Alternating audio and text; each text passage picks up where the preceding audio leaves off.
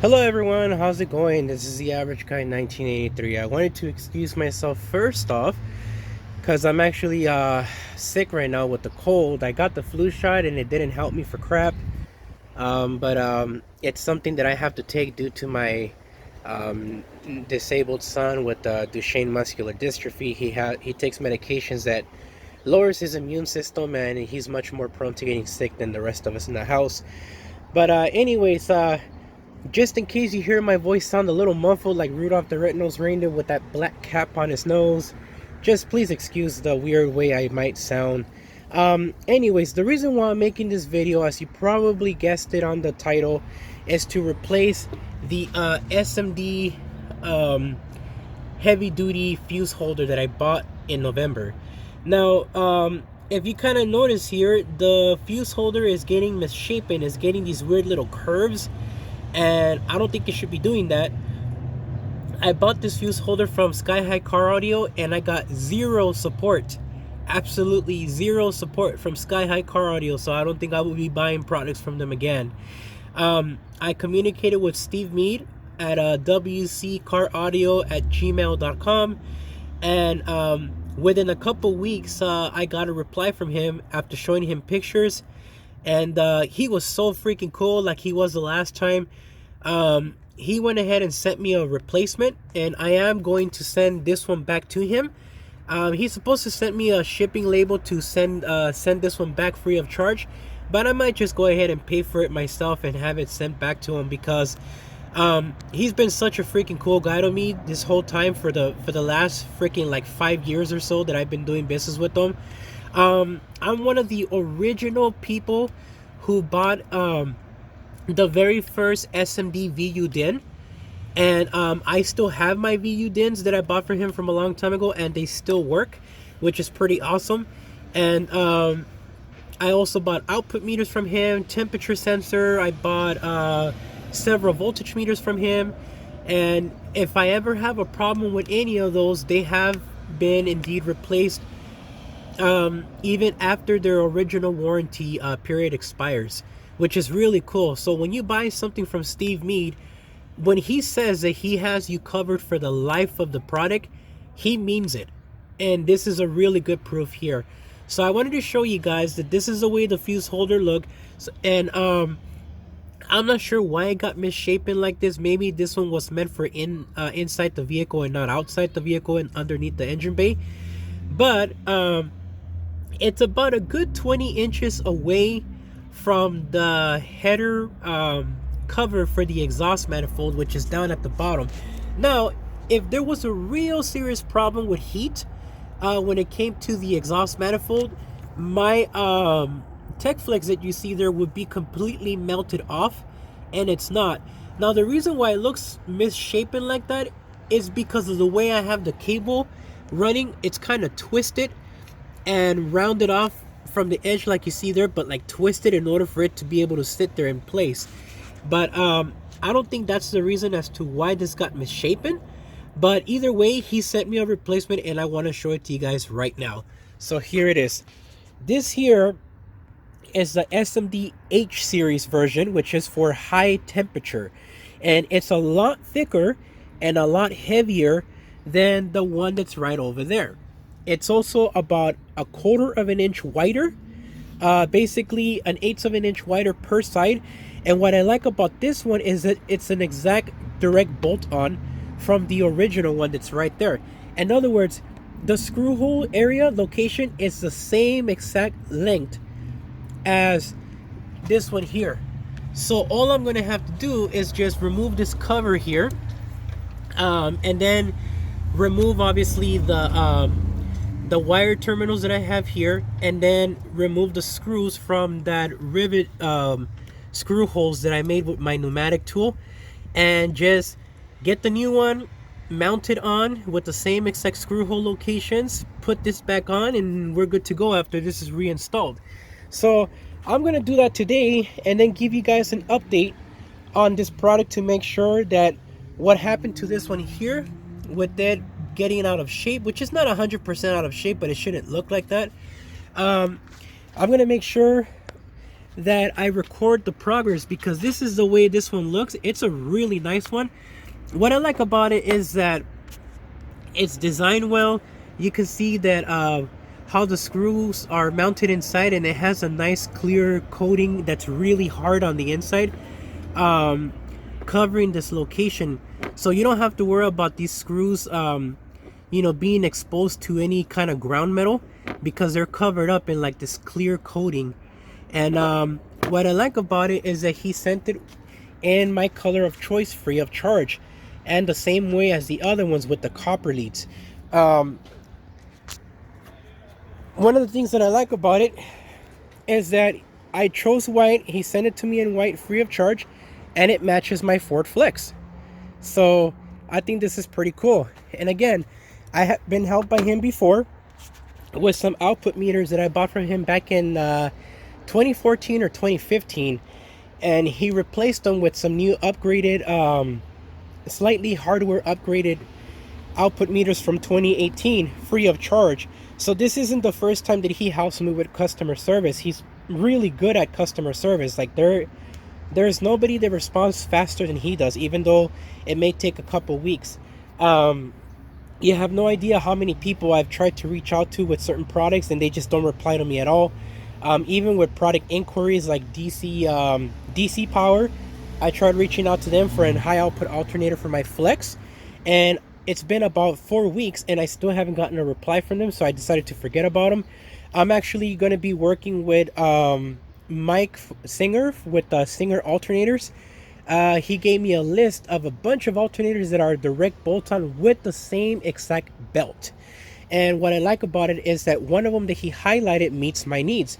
It's a 280 amp alternator that gives you 240 plus amps at idle, which is freaking fantastic.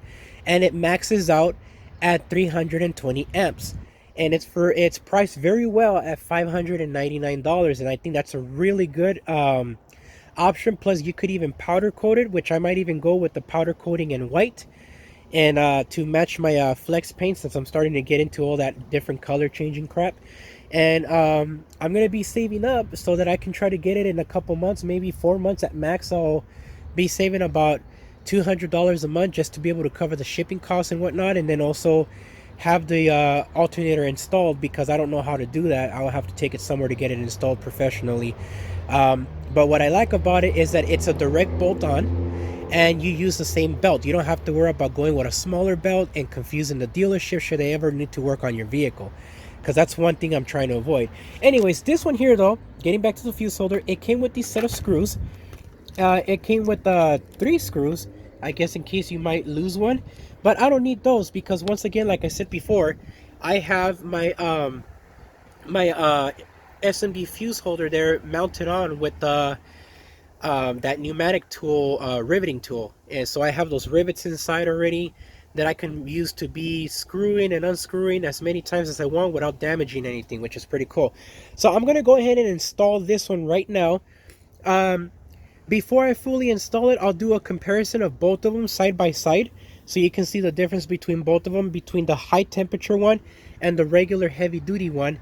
And this way you can make your choice of what to go with. But if you're going to be putting something underneath the hood, I think it would be better to just pay the extra 10 bucks or so and get the high temperature version, because this way you can avoid problems. And again, like Steve Meade told me over the email, you're covered for life with his products. If anything like this happens again, he'll cover me again free of charge, which is really awesome. So I highly recommend SMD products to you if you want to go for it. So I'm going to stop the video here. I'm going to go ahead and install the new one.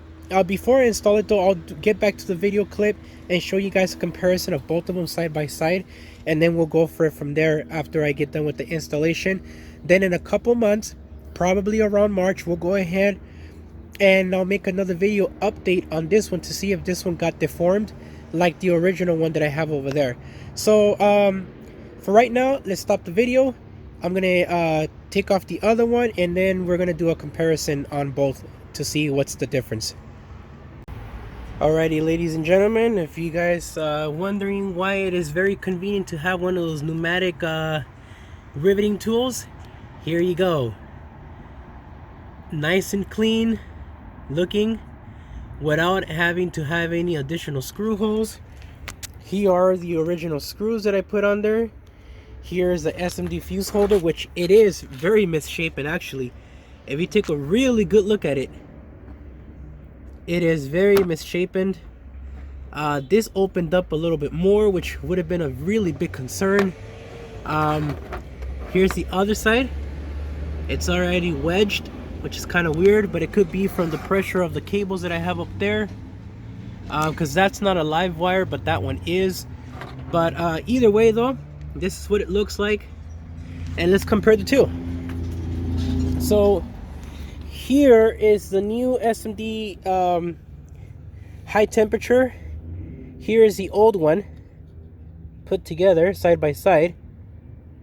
So if you guys can see, there is a big difference in size. It's about, like I mentioned before, 1/8 of an inch thicker or longer from the top and the bottom, and it's also a lot wider. If you put it here, you can see how much wider it is. There you go. But the cool part about it is that the screw holes are in the same exact location, which is pretty awesome. So also the thickness is a tiny bit thicker than the other one. I'm not sure if you can see that, but let me see if I can lower that down. See that? It's a little more thicker than the other one, and it's made out of a more heavier duty material than this ABS one. So I think this one is going to definitely work out. So if you want to put something underneath the hood like this, I would suggest just going with the high temperature one, and hopefully that'll fix my problem as well. But again, this is just to show proof that Steve Meade stands behind his products. He doesn't go and not give you any product support. And this is exactly why I buy from him. I've been buying from him since like 2012 or 2013. And I don't even remember when was the first time I bought from him. All I know is that I was one of the first adopters to the SMD VU DIN after I seen the other output meters that they had that were way larger before. They were like oversized.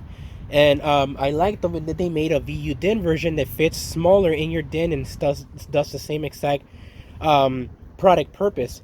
But anyways, this is what it looks like, just so you can see the difference. But yeah, man, I'm really happy with this so far. I'm gonna go ahead and install this new one, and as you can see, it's gonna be able to go right in the same exact location as the original one, and it's gonna stay there, and hopefully it won't get misshapen, considering that this is way heavier than this one here. Like, this is super light compared to this, and you could already see that it's misshapen. But anyways, this should be a lot better underneath the hood. This would be better for inside the car. But I think I would go with this version as well for inside the car, just because of the fact that I like that it's made out of a better material. But anyways, let me go ahead and stop the video here. I'm going to go ahead and install the new one there, show you guys the end results. And then from there, I'm going to wait a couple months, see how it does. And if it gets misshapen, I'll let you guys know over the video. And yeah. I won't be uploading this though until 2 months later. So right now we're on January 11th, 2020. So it's Saturday. So this is when I'm getting this done. Again, like I mentioned before, this was during the time that Steve Meade was working on his friend Jay Bird's vehicle. And, you know, he headed out over to CES 2020 to go hang out with Audio Control and all the other cool guys I wish I can also meet myself. But anyways, that's about it for now. I'll give you guys an update in 3, 2, 1. Oops, sorry guys, I forgot to show you guys how the install looked after putting it in. Now just keep in mind that I don't have a fuse in there yet, and the reason why I don't have the fuse in there is because I don't have a distribution block inside of the Flex yet. I have the wire just underneath the driver's side seat, and it is covered in some tape so that it won't make any contact. And I figure, you know what, I'm just going to go ahead and make sure that I don't, you know, get myself into any kind of trouble, because I literally just bought this car. Oops, bike guy. I literally just bought this car like 6 months ago, and I still owe like 35K on it. So I want to make sure that I don't burn my car to the ground. So anyways, let's go ahead and show you guys real quick how it looks. It looks really nice though, man. I'm gonna tell you guys right now. Matter of fact, this fuse holder, for it just being a like $5 to $10 upgrade for the H series versus the regular heavy duty one, it's pretty impressive, man. Pretty darn impressive. Here it is, so you guys can take a really good look. Now this is how it looks right now installed. So I'm hoping that it does solve my problem, that this this different material on the fuse holder is actually much better than the other one, and it doesn't get all bent out of shape. But only time will tell. I'll come back with another video around March, which is around the same time that it took me to be able to get the other one all misshapen. So hopefully if it stays the same, that means that this is definitely a good product. Again though, Steve Meade did send me an email letting me know that if anything like this was to happen again, he will definitely have my back and cover me, and sent me yet again another replacement if he has to. He also said that they actually happen to have some kind of special shielding for things that are really close to the headers and exhaust manifolds. So that might be the second option if this happens to happen again. But anyways, this is like a $10 difference in the upgrade though, just so you guys can know.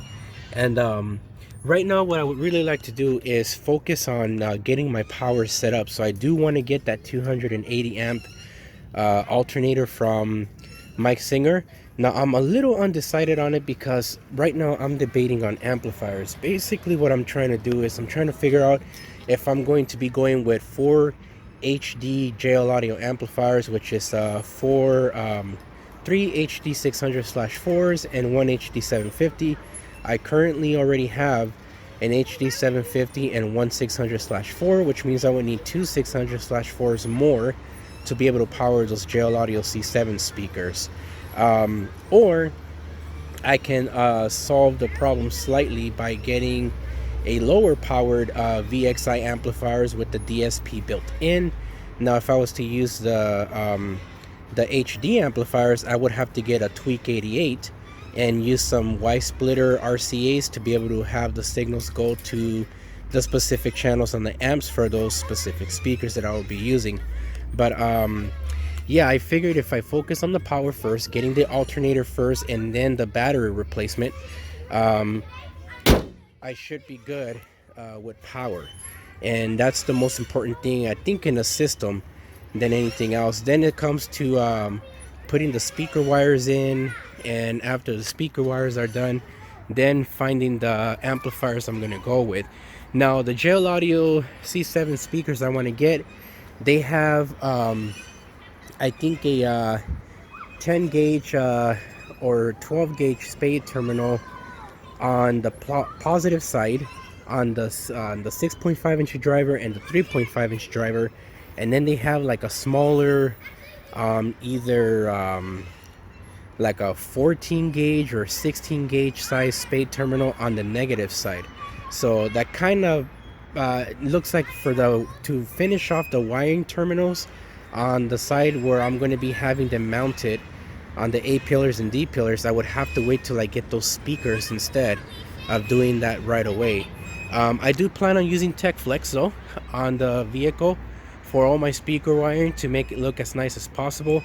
Underneath the seat I only have about I'm gonna say I think it's about 13 inches wide, about I think 16 inches wide by like 13 inches in depth. So it's not a lot of room to work with, and I'm getting ideas from everybody. I'm actually searching 5-star car audio or cars 5-star car stereo online with the Dean and Fernando. Looking at videos from Car Audio Fabrication, which is with Mark. And if you want to get any good tips on the C7 speakers that he's that I can give you as an information, he actually just literally did a video on the C7 speakers that would be really helpful for any of you guys who are interested to watch, because he has some really good valuable information and a really good point as to why maybe I should go with the HD amps, which are rated at 150 watts RMS per channel, versus the VXI amplifiers with the built-in DSP that are rated at 75 watts per channel at 4 ohms. And that's only if I have a steady 14.4 or 14.5 volt battery power. So this is why I'm trying to go all crazy with the power rating. This is why I went with the 4-aught wire for the car, because it's literally the maximum size I can carry. And considering that I want to make sure that I keep this as a family vehicle, where I can still utilize my third row and my trunk space and everything, including my spare tire, I can't have any additional batteries installed and even a big ass subwoofer. So I went with the Gel Audio Stealth Box, which I already have in my possession. I bought a 10W6 V3 to replace the 10W3 V3 that was originally in the Stealth Box to have more output. So anyways, this is going to be it for my video, guys. I hope you guys found it useful, and if you have any comments or any questions about the anything that I'm doing to this Flex, I will do my very best to answer you guys as soon as possible. I do have multiple accounts on my smartphone, and I don't always get to the chance to take a look at everything, so please bear with me on that. It might even take me several hours to even a day or two to reply back, but please don't think that I am ignoring you. I would never want you to feel that way, because I created this channel for myself because I got tired of being ignored by other YouTubers I would ask questions to. And this is why I try my best to respond back to people, because I really want to care about helping people out with information. That's my goal here on this channel. So with that said, thank you very much for watching. Please make sure to subscribe to the channel. If you have any other Flex owner buddies around, family relatives that are interested in stuff like this that I'm doing, bring them on over to my channel. Have them take a look at what I have to offer, and if they like it, they can go ahead and subscribe, and if they don't, they can just go ahead and just watch the videos if they want. I don't have any monetizing on my videos. I don't think they're worth monetizing, and I want it to be ad-free for anybody who wants to see just immediate information. If there's anything or topic that I might be missing on a product that I review, or that I have you guys see, please don't hesitate to comment down in the comments and correct me on something if I'm wrong. As you know, I try to do my best to make my videos as informational as possible, just give you guys information as well as I can. And yeah, that's about it. So okay guys, I will see you guys very soon, hopefully like in March, and we'll see how this heavy duty high temperature H series fuse holder does underneath this hood, now that you guys seen how the other one was shaped. So if all works out, I will be going ahead and buying the other 4 A&L fuse holder in the same exact material and in the same exact color, because I like that white and black idea. So like I said, it matches my car, so I think it's pretty cool. But that's about it, guys. Thank you so much for watching. I really appreciate you guys a lot watching my videos and sharing with other people, so thank you so much. I get a monthly report from YouTube letting me know who liked the video, or how many people liked it, how many people shared it, how many people watched how much, and I really appreciate it. It actually gives me the encouragement to continue making more videos to share with you guys, even if you guys don't always comment on the videos. So thanks again, guys. Have a good one. Peace out.